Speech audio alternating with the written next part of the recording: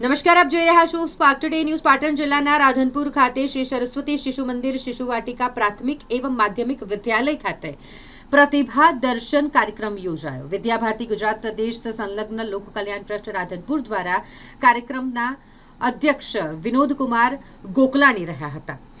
અહીં કક્ષા 1 થી 3ના બાળકોની પ્રતિભા દર્શન કાર્યક્રમનું આયોજન થયું। ભારતીય શિક્ષણના મૂળ તત્વોમાંથી પ્રેરણા લઈ સંસ્કારક્ષમ શિક્ષણ દ્વારા સમાજ પરિવર્તન થકી માતૃભૂમિને પરમ વૈભવના શિખરે પહોંચાડવા કાર્યરત એવા ભૂલકાઓના ભણતર સાથે ઘડતરની પ્રક્રિયાનું પ્રતિબિંબ એટલે પ્રતિભા દર્શન।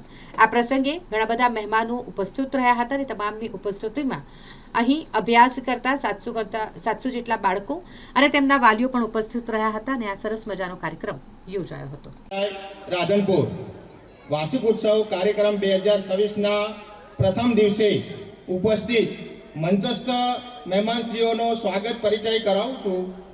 આજના કાર્યક્રમના અધ્યક્ષ શ્રી વિનોદ કુમાર દલસુખરામ ગોકલાણી, ટ્રસ્ટી શ્રી લોક કલ્યાણ ટ્રસ્ટ રાધનપુર તેમજ સામાજિક કાર્યકર તેઓ શ્રીનું સ્વાગત શ્રી રમેશભાઈ ચૌધરી, વિદ્યાલયના ટ્રસ્ટી શ્રી તેમજ નાલંદા વિદ્યાલયમાં આચાર્ય શ્રી